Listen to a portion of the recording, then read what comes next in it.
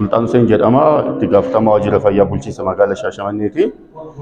Sagantaan marii fi waliigalteen guyyaadhaa uumne haala sirna dhiyeessa dandamataa ta'e itti uumamuu danda'amu irratti dhaabbata dhiyeessaa fi raabsa qoricha damee kibba Itoophiyaa fi hojii gaggeessaa damee hawaasaa wajjin guyyaadhaa gaggeessuun danda'amee jira.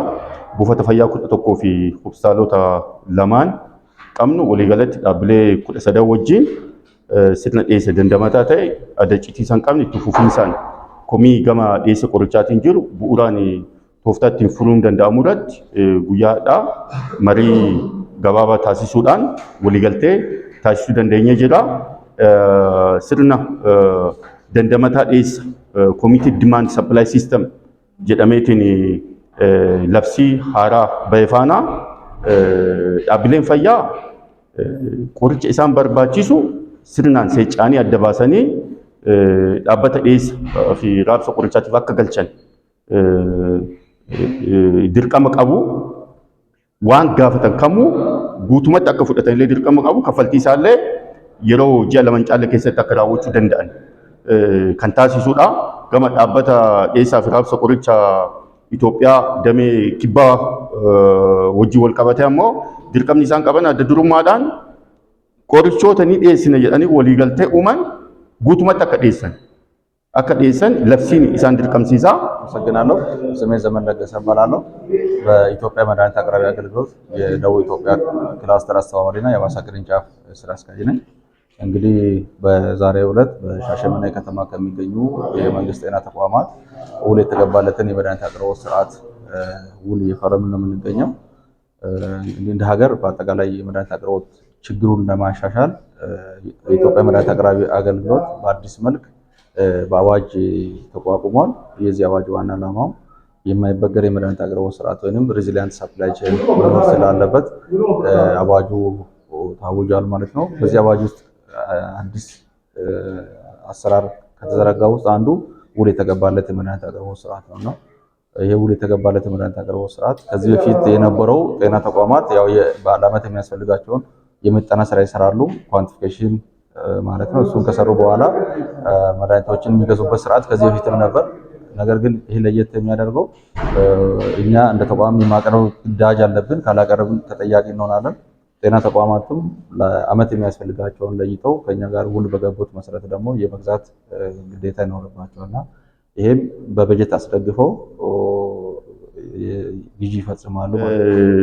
ከነፋና ዳብሌ ፈያ ደገሩ ጭምሱ ሲስተም ኢሳኒ ጭምሱ ደንዴቲ ዳውቹስማ ኢሳኒ ጭምሱ ፋናለ ድርከማ ክራዎቹ ቀበን ለፍሲች አኬካዋን ተኤፍ ቡራ ሰናን ጉያዳ ወሊገልቴ ኡምኔ ጅራ የሮ ኩርማና ከነራ ካሴ ቡራ ለፍሲ ሃራ ኩተሰዲ ሸንተሚ አፉር ሙራ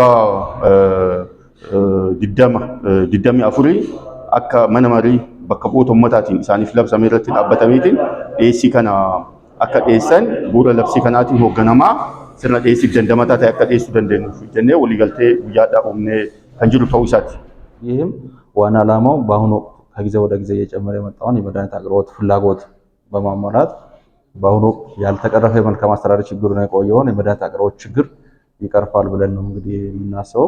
እንደ ሻሸመኔ ከተማ አስተዳደርም በጣም ብዙ የህብረተሰቡን የጤና ተጠቃሚነት ለማረጋገጥ በጣም ብዙ ጥረቶች እየተደረጉ ቆይቷል።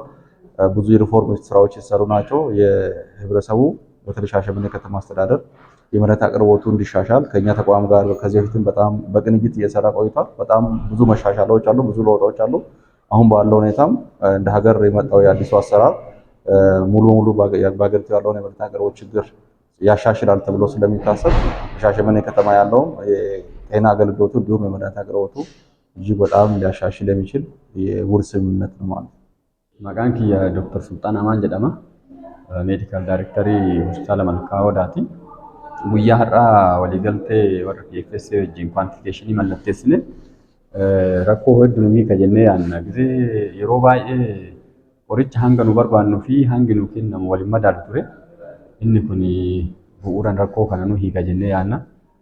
Keessumaayyuu birrii qabduu fi qoricha bitachuu dandeettu waggaa tokko mallatteessine isaan illee itti gaafatamummaa fudhatanii qoricha haganaa isinii dhiyeessinaa birrii haganaa nu kennaa jedhanii yoo nu qoricha hagasii fudhachuu baanne birrii kenna yookiin baay'ata kenna dirqamaan kan fudhatan ta'a jechuudha. Kanaaf sirna itti gaafatamummaa waan diriirsee jiruuf namni hunduu waan barbaachisu waan humna isaa fudhata waan ta'eef qisaasamni baay'ataatii fi istook aawutii hin hambisaa waan jedhu qaba.